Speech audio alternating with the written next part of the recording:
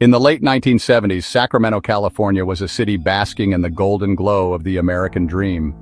Known as the City of Trees, its quiet, tree-lined streets and family-friendly neighborhoods projected an image of safety and tranquility. But beneath this serene facade, a shadow was beginning to stretch, a darkness that would soon engulf the community in a wave of unimaginable terror. The city was about to be haunted by one of the most profoundly disturbing serial killers in American history, a man whose name would become synonymous with madness itself. His name was Richard Trenton Chase, but the world would come to remember him by a far more sinister moniker, the Vampire of Sacramento. He was a man whose crimes were not born of greed, lust, or revenge in any conventional sense. They were the product of a mind so fractured, so consumed by delusion, that they defied all rational comprehension, leaving a scar on the psyche of a city that endures to this day. To understand the monster, one must look at the boy. Chase's childhood was a textbook incubator for violence. He was raised under the thumb of a strict, physically abusive father and a mother who was often unable to protect him.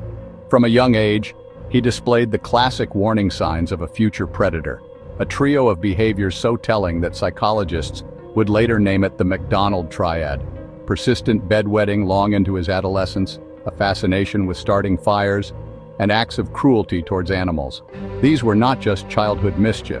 They were the first tremors of a catastrophic psychological earthquake. As a teenager, he descended further into isolation, heavily abusing alcohol and marijuana, which only served to accelerate the unraveling of his mind. He was plagued by erectile dysfunction, a problem that fueled a paranoid rage and a host of bizarre, self-diagnosed medical theories. By his early 20s, Chase was no longer living in reality. He was a prisoner of his own delusions, diagnosed with paranoid schizophrenia. He was convinced that his blood was turning to powder due to a poison he believed was being secretly administered through his soap dish.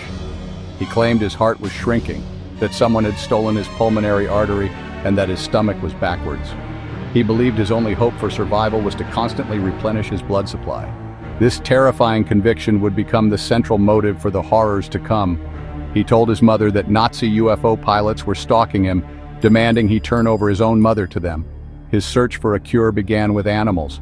He would capture, kill, and disembowel small creatures like rabbits and birds, consuming their blood and organs raw in a desperate attempt to stave off his imagined decay. In 1975, his behavior became so alarming that he was institutionalized. The catalyst was a self-inflicted wound. He had injected rabbit's blood into his own veins, developing a severe case of blood poisoning. Doctors at the mental institution were faced with a deeply disturbed patient. They treated him with psychotropic medication, which seemed to temporarily subdue his most extreme symptoms. But the system, then as now, was imperfect. After a period of observation and against the desperate pleas of his own mother, doctors made a fateful decision. They deemed him no longer a threat to society. In 1976, Richard Chase was released, his delusions still simmering just beneath the surface, his internal reality unchanged. The vampire was about to be let loose. For over a year, Chase lived quietly, his madness contained. But by late 1977, the dam broke.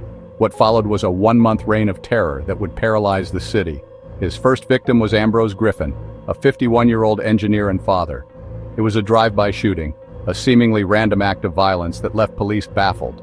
It was an escalation, but it lacked the bizarre ritualism that would later become his signature. It was as if he was testing the waters, crossing a final boundary from which there was no return. After that first kill, Chase developed a peculiar methodology that he would later explain to profilers. He would walk through neighborhoods at random, trying the doors of houses. If a door was locked, he took it as a sign that he was not welcome, and he would simply move on. But an unlocked door, he saw that as an invitation, a silent welcome for the monster standing on the threshold. This twisted logic gave him a sense of permission, absolving him, in his own mind, of the act of trespass. On January 23, 1978, Chase found an unlocked door. Inside was 22-year-old Teresa Wallen, who was 3 months pregnant. The scene that awaited investigators was a vision from hell. He had shot her 3 times before brutally mutilating her body, engaging in necrophilia, and drinking her blood from a yogurt container he found in her kitchen. The crime was so savage, so incomprehensible, that it sent shockwaves through the Sacramento Police Department. They were no longer dealing with a simple homicide. They were hunting a phantom, driven by an unholy thirst. The city panicked. Gun sales skyrocketed. People who had never locked their doors began barricading themselves in at night.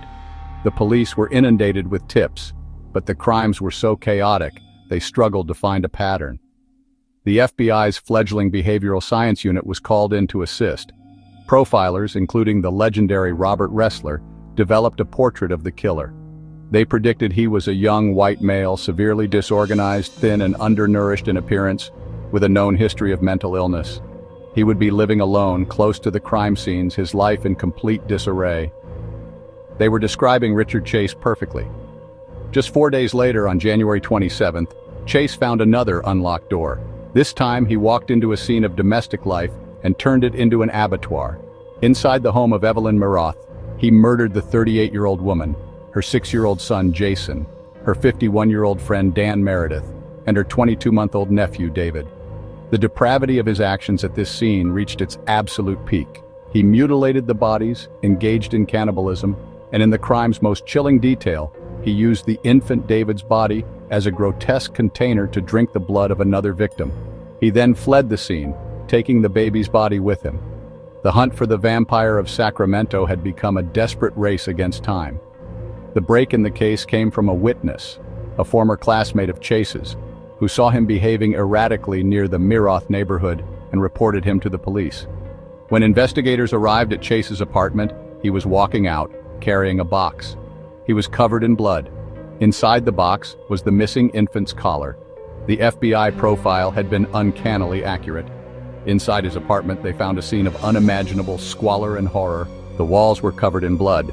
They found blood-stained blenders used to liquefy organs, animal parts, and human remains stored in the fridge. On his calendar, he had marked future dates for more killings. They had caught him just in time. The 1979 trial was a media circus. The defense argued that Chase was not guilty by reason of insanity, a man so detached from reality he couldn't comprehend the nature of his acts. The prosecution, however, painted a different picture. They argued that while Chase was clearly mentally ill, he was not legally insane. They pointed to his method of checking for unlocked doors and his attempts to clean up evidence as proof that he understood his actions were wrong and feared being caught. The jury agreed with the prosecution. Richard Chase was found guilty of 6 counts of first-degree murder and, in May 1979, was sentenced to die in the gas chamber. On death row at San Quentin, Chase was a pariah even among murderers. Other inmates, terrified of him, called him Dracula. He continued to express his paranoid delusions, granting interviews to FBI profiler Robert Ressler, where he calmly explained that he had to kill because his life depended on it. He showed no remorse, only a chilling, matter-of-fact logic. But the state would never get the chance to carry out its sentence. On December 26, 1980, before the state could execute him, he took his own life. For weeks, he had been hoarding his prescribed antidepressant medication. In a final, calculated act of control, he overdosed in his cell, finally ending the nightmare he had unleashed. Richard Chase wasn't just a killer, he was a true American horror story, a walking, breathing manifestation of psychosis at its most extreme. His case became a crucial case study for the FBI, helping to shape the science of criminal profiling and our understanding of the disorganized killer. But for the families of his victims and for the city he terrorized, he remains something more. He is a ghost, a chilling reminder of the fragility of peace, and a testament to the darkness that can hide behind any unlocked door. A story that even decades later still sends chills down the spine of Sacramento.